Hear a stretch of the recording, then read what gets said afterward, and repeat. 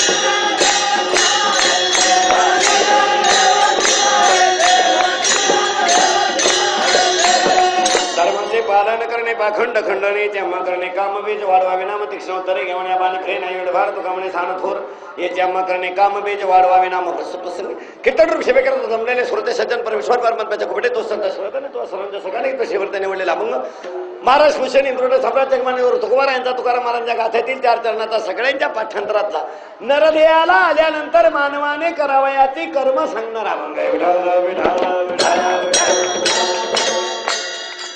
अभंग तुकाराम महाराजांच्या गाथ्यातील आहे 4 चरणाचा आहे आणि आजच्या अभंगामध्ये तुकोबाराया नरदेयाला आल्यानंतर कार्य सांगतात सांगणारे तुकाराम महाराज आहेत ज्यांना सांगितलं ते आपण आहे आणि जे सांगितलं ते आजच्या अभंगात आहे नियम असा आहे दुसऱ्याला सांगण्यापूर्वी आपल्याला माहित असावं ज्याला सांगायचंय त्याला कळावं आणि जे सांगायचंय ते त्याच्या हिताचं असावं आणि हिताचे सांगणारे जगाच्या पाठीवर 2च झाले एक आई वडील आणि 2 संत माझ्या मुलाचं चांगलं व्हावं हे आईला वाटतं माझा मुलगा मोठा व्हावा हे बापाला वाटतं आणि हे जग सुखी व्हावं हे संतांना वाटतं संतांनंतर जगाला कोणी सुखी करू शकत नाही म्हणून अभंग तुकाराम महाराजांचा आणि नरदेयाला आल्यानंतर मानवाने नक्की काय करावं प्रश्न असा आहे जगामध्ये 4 गोष्टी आहेत जगात गरीब जन्माला आला नाही जगात भोळा जन्माला आला नाही जगात कळत नाही असा जन्माला आला नाही आणि जगात भक्ती करत नाही असा नाही आपल्याकडे गरीबाची व्याख्या अशी आहे ज्याला खायला प्यायला गाडी बिडी बंगला बिंगला नाही त्याला माणसं गरीब म्हणतात गरीबाची व्याख्या नीट आहे का कोटी रुपयाचं नर शरीर मिळून ज्याला वापरायचं कळलं नाही तो खरा गरीब त्याला खरं दरिद्री म्हणावं का कोटी रुपयाचं नर शरीर भगवंताने दिलं त्याला कशासाठी दिलं हे कळलं नाही तो खरा गरीब दरिद्री की ज्याला हात कशाला दिले ते कळलं नाही पाय कशाला दिले ते कळलं नाही नाक कान डोळे कशाला दिले ते कळलं नाही ज्याला नर शरीर मिळून वापरायचं कळलं नाही तो खरा गरीब पैशारक्यानी गरिबी सोडा रात्री नोटांवर झोपणारा सकाळी भीक मागू शकतो सकाळी भीक मागणारा दुपारी गाडीतून हात काढू शकतो आणि दुपारी गाडीतून हात काढणारा संध्याकाळी त्याच गाडी खाली मरू शकतो त्याला काय कॉकटेल झालं स्पीड ब्रेकर दिसला नाही ब्रेक आदळला मेला त्याला काय एवढं विशेष नाही संपत्ती काय विशेष नाही संपत्ती सकाळी असेल दुपारी नसेल दुपारी असेल संध्याकाळी नसेल संध्याकाळी असेल सकाळी संपत्ती येते लक्ष्मी चंचल आहे लक्ष्मी इतक्या फास्ट येतच नाही पण वाक्य लिहून घ्या लक्ष्मी टिकवायला नीती लागते नीती टिकवायला चारित्र्य लागतं चारित्र्य टिकवायला संस्कृती लागते आणि संस्कृती टिकवायला आईवडिलांचे संतांचे आशीर्वाद पाठीशी असाव्या तेव्हा लक्ष्मी टिकत असते नाही तर लक्ष्मी जितक्या जोरात येते तितक्या जोरात सुपडा साफ करते घरात कलियुगामध्ये पैसा कमवणे इतकी सोपी गोष्ट एकही नाही लाज सोडली का पैसा सुटलंच त्याला काय लाज सोडून द्यायची मालच माल लक्ष्मी टिकवणं अवघड आहे पैसा कमवायला काय लागतं भिकारी मोबाईल वापरतो एक भिकारी दुसऱ्याला सांगतो मी गल्ली नंबर 2 मध्ये आहे तू गांजा घेऊन शंकराच्या देवळात ये ओके भिकारी भिकाऱ्याला रिंग मारतो त्यात काय एवढं विशेष संपत्ती नीट आहे का संपत्ती असू द्या त्याचा विषय नाही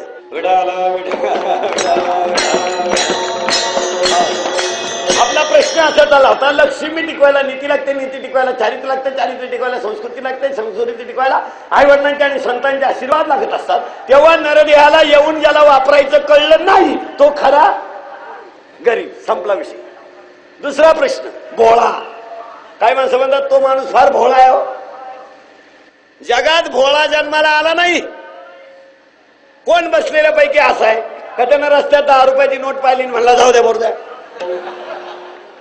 घरी जाऊन परत ग्राउंड होईल 10 रुपये सोडित असतं कोणी 30 रुपयाचं पेट्रोल घालील पण 10 रुपये नेईल भोळा नाही काय माणसं म्हणतात भोळेपणात तुमची चप्पल माझ्या पायात आली हो पण नवी आली ना भोळेपणात तुम्ही तुमची जुनी ठेवून गेले आणि नवी घेऊन गेले भोळा कुणीच नाही जगाच्या पाठीवर एकच भोळा ज्याने काळाला जिंकलं तो भोळा वाक्य नीट आहे का जगाच्या पाठीवर एकच गरीब ज्याला हे वापरायचं कळलं नाही तो गरीब आणि जगाच्या पाठीवर एकच भोळा कोण? ज्याने काळाला जिंकलं तो भोळा. तू काय म्हणे? भोळा जिंकून जाणे कलिकाला. ज्याने काळाला जिंकलं तो भोळा. तिसरं वाक्य झालं. 2 वाक्य झाले. भोळा जन्माला आला नाही, गरीब जन्माला आला नाही. तिसरी गोष्ट, कळत नाही असा कोणी आहे का? कळतच नाही असं पुस्तकात वाचायचंय का? कॉफी करताना गाईड फाडावं. पुस्तकात आहे का? दारू पिताने डोळे झाकावे, बाहेर येताना थुकत यावे, आल्याबरोबर मानाला झटका द्यावा, सुपारीचे खांड तोंडात टाकावे, वास येऊ नये म्हणून पुदिना खावा, आपलाच पायजमा आपण ओला करावा, याला दारुड्या असे म्हणतात. पुस्तकात वाचायचंय. चपातीचा तुकडा मोडावा, नाकापर्यंत आणून वट वरती करावा, याला खाणे असं म्हणतात. हलकट वागायचं कोणाला शिकवावं लागलं, वाईट वागायचं कोणाला शिकव कळत नाही का? कुणाला माहित नाही दारू पिणं वाईट आहे, कुणाला माहित नाही जुगार खेळणं वाईट आहे, कुणाला माहित नाही आकडा लावणं वाईट आहे, कुणाला माहित नाही माळ खाणं वाईट आहे, कुणाला माहित नाही आईबापाची सेवा न करणं पाप आहे, कुणाला माहित नाही आईबापांना त्रास देणं पाप आहे. सगळ्यांना माहित आहे. कुणाला माहित नाही? सगळ्यांना माहित आहे, पण खोड पडली म्हणून चाललंय. हे कुणाला माहित नाही का? गांजा पिणं वाईट आहे, काय बोर्ड लिहायची गरज आहे का रोडनं? आता सध्या सगळं नवीनच चाललं.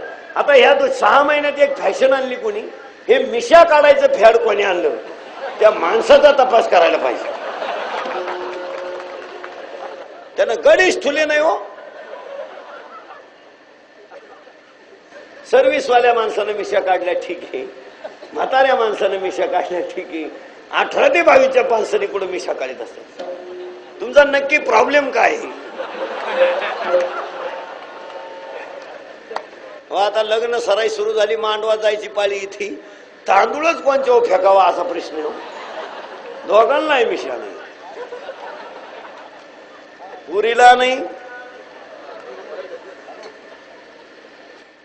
आणि नवीन काढलं का त्याला बाकीच्यांनी स्टँडर्ड म्हणायचं. आपल्याकडे हास्य गंमत आहे, हलकट वागला का त्याला माणसाने म्हणायचं ग्रेट. एखाद्यानं बापाला मारलं, माणसं म्हणतात डिरिंग बाजी. म्हणजे आपल्याकडे असं आहे. वाक्य नीट आहे का? आपलं पुढवर आलो होतो आपण. लक्ष्मी टिकवायला भोळा जन्माला आला नाही, गरीब जन्माला आला नाही, कळत नाही असा जन्माला आला नाही, आणि भक्ती करीत नाही असा जन्माला आला नाही. पण भक्ती अनेक देवांची केल्यामुळं माणसं सुखी नाही. खोडी झाल्या जास्त, वागणं झालंय कमी. एका बाईच्या पोराला अशी खोड होती, अंगठा चोखायची. अंगठा तोंडात घालूनच झोपायचं. त्याच्या आईने त्याला बटवा केला, बटवा फडक्याचा. ते फडकं फाडून बोट चोखायचं. त्याच्या आईने शेण चोळून पाहिलं, कार्ट ऐकानच. जास्त काय झाली? खोड.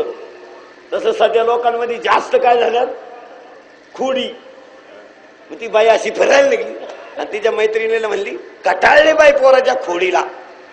ती म्हणली काय? नुसतं बोटच चुकीत म्हणली. ती म्हणली तुझं तरी एकच चुकीत आहे, माझा असंच चालत आहे डबल. पण म्हणली आता चालत नाही. म्हणली का? आता माझं पोरग तोंडात बोटच घालत नाही. म्हणली का? मी औषध केलंय. म्हणजे खोडी दुप्पट आहे, पण त्याला काय केलंय? औषध. म्हणली मी आता औषध केलंय. काय? काही नाही. म्हणली ते तोंडात बोट घालूच शकत नाही.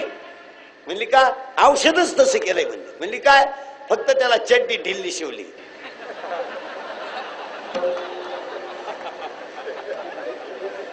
चड्डी ढिल्ली शिवल्यामुळे ते चड्डी धरून पळत आहे, तोंडात बोट घालीनच का? त्याला तोंडात बोट घालायला ध्यान तर राहिलं पाहिजे ना. चड्डी हातात चड्डी धरून पडत ते. एवढ्या मोठ्या पोराच्या खोडीला एवढं किरकोळ औषध सापडलं. तुमच्या सगळ्यांच्या खोडीला आमच्याकडे एकच औषध आहे, हरी मुख्य माना.